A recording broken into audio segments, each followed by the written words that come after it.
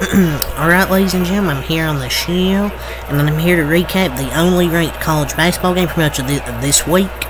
Is number 10 Marquette beating number 22 Creighton, 72 to a 67 reaction. A good Big East battle here between Creighton's kind of fallen off because they started off pretty good, you know, highly ranked, I believe in the top 10. Then they lost to Colorado State.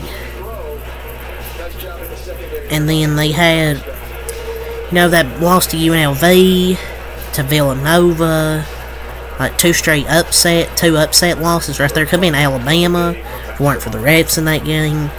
And then they lose here. And Marquette's still a good team. I think they're still a top 10 capable team. They're now 11-3. Their defense really was fantastic the last few minutes of that basketball game. They forced a shot clock violation, a good contest, still should have made that layup, but a good contest to make that layup harder, more difficult. And then they missed, turnover, layup, and then they're up 58-51. So their defense was really great the last few minutes of that game. Creighton made a few threes trying to say it, but Marquette clutched up, made their free throws to drop Creighton to 9-4. Creighton might be out of the top 25, honestly, in a few days when the next AP poll comes out. Creighton's, I don't think they're a good team, man. I don't know. They might, or they could just be an inconsistent team where some games they look good, some games they look bad. Neither team really shot that good in this game. 25-55 from the field for Creighton, 25-68 for Marquette, made the same amount of shots, except Marquette had 13 more shot attempts because they had 13 more offensive rebounds, so that's plus 13 shot attempts. They got more shot attempts up, but they shot 36% where where Creighton shot 45%. Marquette was 9 of 31, 29% from 3, where Creighton was 12 of 32, 37.5%. So neither team really shot that good from floor this game, so it was really a defensive battle. Marquette was really able to nail their free throws, 13 of 16, 81%, and the difference was Creighton only 6 free throws, 5 of 6, 83%.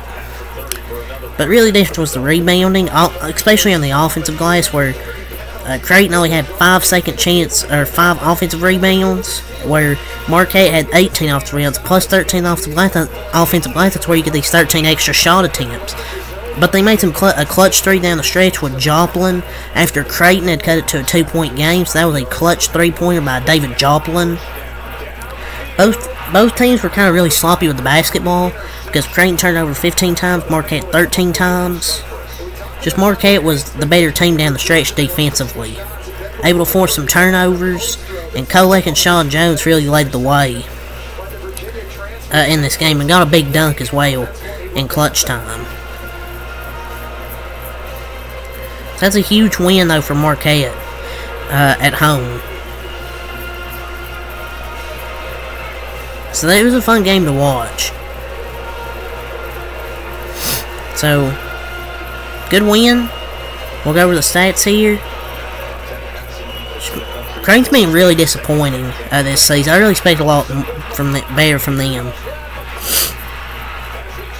Tyler Kolek, 15 points, 8 assists, 4 rebounds. Good game from Tyler Kolek. David Joplin, 10 points, 6 rebounds, had a big 3 and a dunk down the stretch in this game. Cam Jones, 12 points. Igandaro only had 7 points, but 2 big free throws with 22 seconds left. Also had 16 rebounds. Sean Jones had 15 points. 15 points there for Sean Jones. Was big in this game because he was most of Marquette's offense through most of the game. Until Joplin made some big shots. Chase Ross, 4 points. Big Go, 2 points, 3 rebounds. Stevie Mitchell, 7 points, 4 rebounds. It was a whole team win for Marquette. They had a lot of different players that contributed in this win. Baylor Shireman, 23 points, 8 rebounds. Trey Alexander, 18 points, 6 assists, 6 rebounds. Kalkbrenner, 8 points, 3 rebounds. Not a good game from Kalkbrenner. Mason Miller had 8 points, 6 rebounds. He made 2 threes there down the stretch. I think he's the son of Mike Miller, so that explains why he's a good 3-point shooter. Stephen Ashworth, 3 points, 5 assists, 3 rebounds. Solid game from him. Farabello, 5 points, 3 assists, 4 rebounds. Two good games from them all around, but Marquette just about played them down the stretch and improved to 11-3. It's just they didn't get much from really outside of maybe two players. So that's not, I believe they've lost like 3 out of their last 4, and Marquette played horrible. I didn't think they played that good, and they still rolled them. They should have really lost by 20 if it felt like it. And I feel like they have really bad depth, and if Trey, Kalkbrenner, and Baylor also combine for at least 55, it's over. And he just hasn't played like that elite big man. Baylor was doing everyone's job today. The Rays were timid and just dumb in the second half. The second half guys were so timid except Baylor, who balled all game. And Ashworth was a waste of space. He really hasn't played that good. Just the team as a whole are frauds. You just have to change this thing where guys drive 5 feet from the basket and pick up their dribble. Just go up and shoot, draw a foul, make a shot, do something. They need to play, I guess, Farbell over Ashworth, because he's better.